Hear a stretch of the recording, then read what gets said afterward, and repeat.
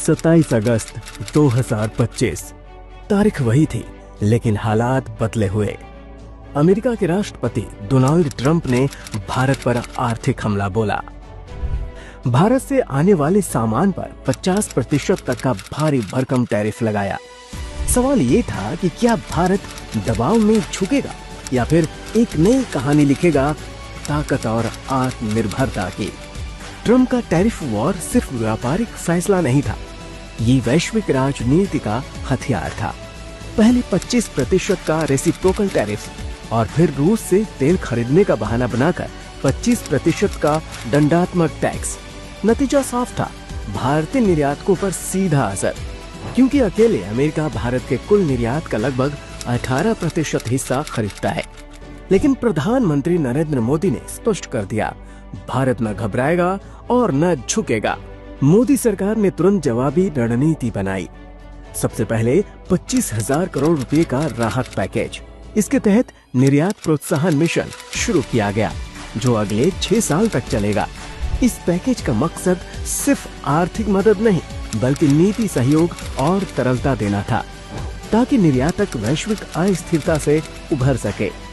इसी दौरान निर्यात संगठनों ने सरकार से लोन मोराटोरियम और क्रेडिट गारंटी स्कीम में विस्तार की मांग की।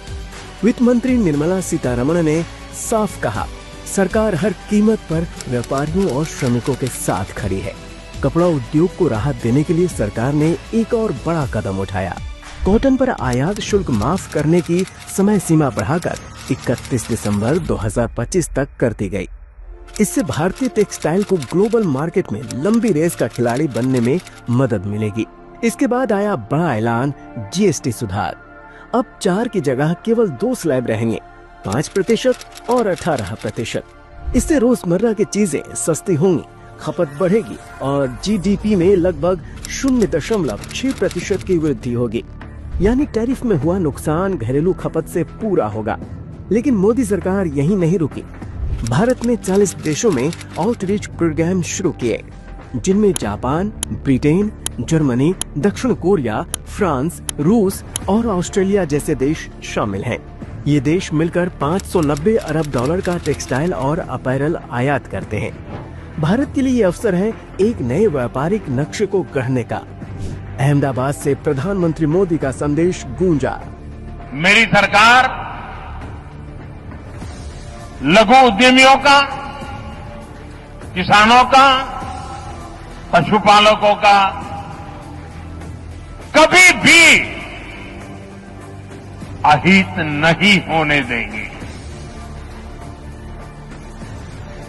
दबाव कितना ही क्यों ना आए, हम झेलने की अपनी ताकत बढ़ाते जाएंगे।